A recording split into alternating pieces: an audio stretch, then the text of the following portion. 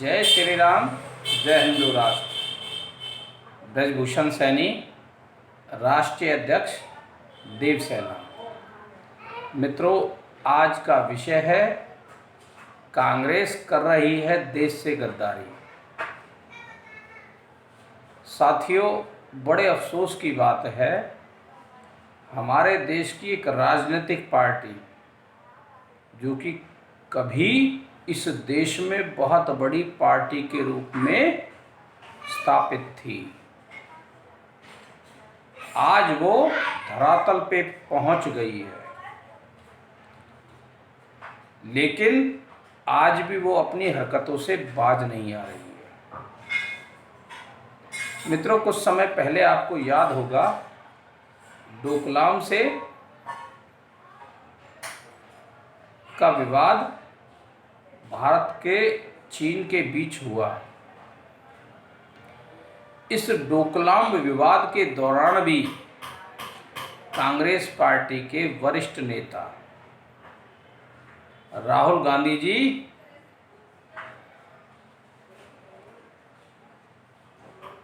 चीनी राजदूत के साथ गुपचुप तरीके से मीटिंग कर रहे थे, जहां एक तरफ युद्ध की स्थिति बन रही थी, वहां इस देश की पार्टी का एक नेता उनसे गुपचुप मीटिंग कर रहा है। इसका क्या औचित्य है? क्या कोई भी समझदार व्यक्ति इस बात को नहीं समझेगा कि आप दुश्मन देश से क्या बात करने जा रहे हैं? और यदि किसी स्तर पे बात करनी है तो वो सरकार का काम है। विपक्षी पार्टी को देश हित के मुद्दों के लिए सरकार के साथ खड़ा होना चाहिए। लेकिन मित्रों, अकेले राहुल गांधी ही नहीं है,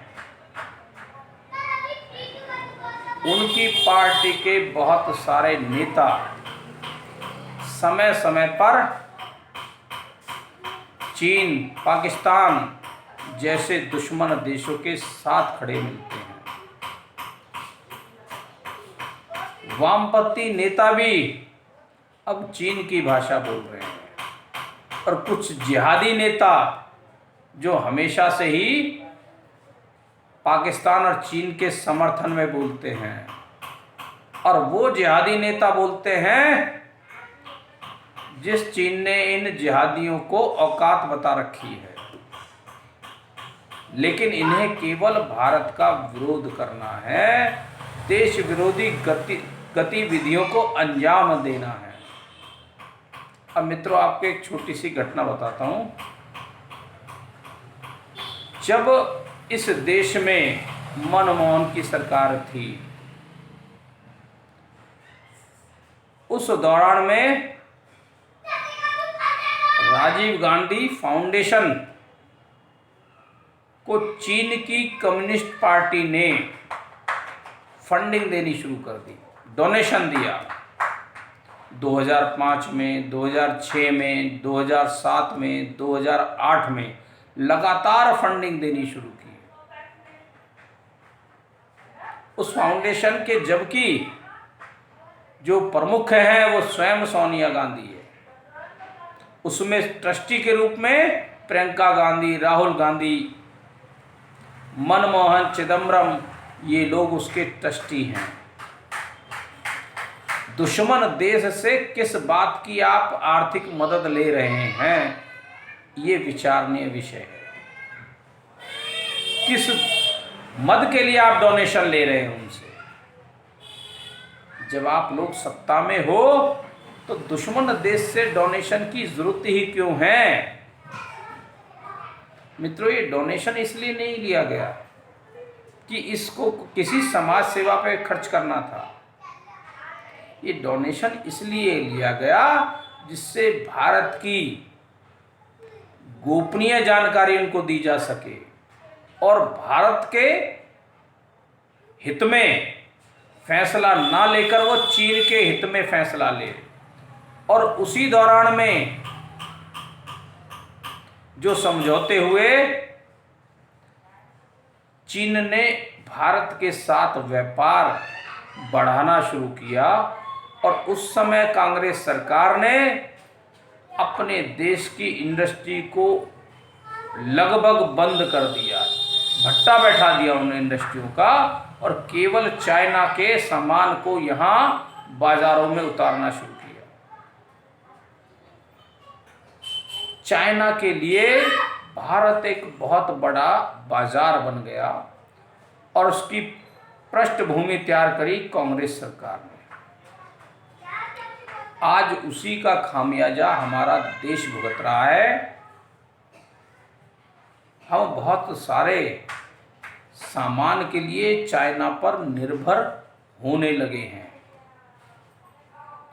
और ये नीति बनाई थी कांग्रेस ने, अपने देश के हित के लिए नहीं, चाइना के हित के लिए। और इसके लिए उन्हें फंडिंग भी मिली राजीव गांधी फाउंडेशन को। और जब जब चीन से तकरार हुई है, तब तब कांग्रेस के नेता चोरी छुपे चीन से गुपचुप मीटिंग करते रहे हैं और उनकी रणनीति पर भी काम करते हैं।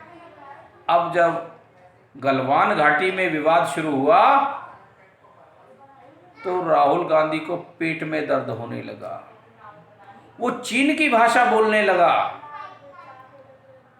खाते ये लोग इस देश का हैं, रहते इस देश में हैं, भाषा चीन और पाकिस्तान के समर्थन की करते हैं। ऐसे लोगों को इस देश से गद्दारी करने की छूट नहीं मिलनी चाहिए। यदि इस भारत का कोई भी संगठन यदि चीन से डोनेशन लेता, जो चीन की लिए जासूसी करे और भारत के गोपनीय जानकारी उनको देते रहे, तो क्या मित्रों ये गद्दारी का विषय नहीं है? वो देश से गद्दारी नहीं कर रहा? तब इस देश की सरकार उस संगठन के खिलाफ मुकदमा दर्ज करती, उस व्यक्ति के खिलाफ मुकदमा दर्ज करती भी रही है। लेकिन इतना बड़ा संगठन, इतनी बड़ी पार्टी जिसके बहुत सारे नेता इस देश से गद्दारी करते रहे हैं, इन्हें क्यों पनपने दिया जा रहा है? सरकार इनकी क्यों जांच नहीं कर रही? ये बड़े लोग हैं, इसलिए इस देश के लिए कोई भी बड़ा या छोटा नहीं हो सकता। देश पहले है और देश से गद्दारी करने वाला व्यक्ति कोई भी क्यों ना हो, उसके खिलाफ कार्रवाई होनी चाहिए। और इस फाउंडेशन में जो पैसा चीन ने दिया है वो किसी समाज सेवा के लिए नहीं दिया। और यदि समाज सेवा के लिए लेना है तो इस देश के बहुत सारे औद्योगिक घराने हैं जो समाज सेवा के लिए पैसा देते हैं। लेकिन चीन से पैसा लेने की एक वजह है, चीन के हितों के लिए काम करना। अब ऐसे लोग जब सत्ता में आएंगे तो इस अपने देश की बजाय दूसरे देश, दुश्मन देश के हितों के लिए काम करेंगे। और मित्रों, ऐसा हुआ भी है। 2008 से लेकर और 2013 तक लगातार 8 स्थानों पर चीन ने भारत में घुसपैठ की और अवैध कब्जा किया। 1962 में भी हुआ, 1963 में भी हुआ, और अब 2008 से लेकर 2013 तक भी घुसपैठ हुई। लेकिन उन एरियाओं को जहां चीन एक बार घुस गई थी, उसे हटाने के लिए कांग्रेस सरकार ने कभी प्रयास नहीं किया। अब जब भारत की सरकार, वर्तमान मोदी सरकार ने उनको खदेड़ने का काम किया, तो इस राहुल गांधी को पेट दर्द होने लगा, परेशानियां होने लगी। वो उल्टी जबान बोलने लगा, बजाय सेना और सरकार के समर्थन करने के वो देश के खिलाफ ही बोलने लगा। वो सेना का और सरकार का मनोबल तोड़ने का काम करने लगा कि चीन भारत में घुस गया है और भारत ने उसके सामने सरेंडर कर दिया है और चीन ने उस जमीन को कब्जा लिया है। ये लोग सैनिकों के मनोबल को तोड़ने का काम करते हैं। यदि उन्हें कब्जा नहीं दिया जाता तो हमारे 20 सैनिक शहीद न होते, और हमारे सैनिकों ने उनका मुंहतोड़ जवाब दिया। 20 के बदले 60 लोगों को मौत के घाट उतार दिया। इससे और भी ज्यादा अभी अस्पतालों में वहां दाखिल है। चीन ने सही आंकड़े नहीं दिए, लेकिन इस देश के गद्दार नेता, कांग्रेस पार्टी के, वाम दलों के और जिहादी नेता लगातार इस देश से गद्दारी करते रहे हैं और सरकार इनके खिलाफ एक्शन ले ताकि इन गद्दारों को सबक सिखाया जा सके। वरना तो ये लोग देश के दुश्मनों के हाथों स्वयं तो बिक ही रहे हैं, इस देश को भी बेकरे का काम करेंगे। मैं इस सरकार से अनुरोध करता हूं, इन देशद्रोही नेताओं के खिलाफ राष्ट्रद्रोह का मुकदमा दर्ज करके इन्हें जेल भेजे, तभी हम भारत को सुरक्षित कर पाएंगे। इस देश का सम्मान बच पाएगा। मित्रों, आप सभी का बहुत बहुत धन्यवाद। जय हिंद, जय भारत, जय हिंदू राष्ट्र।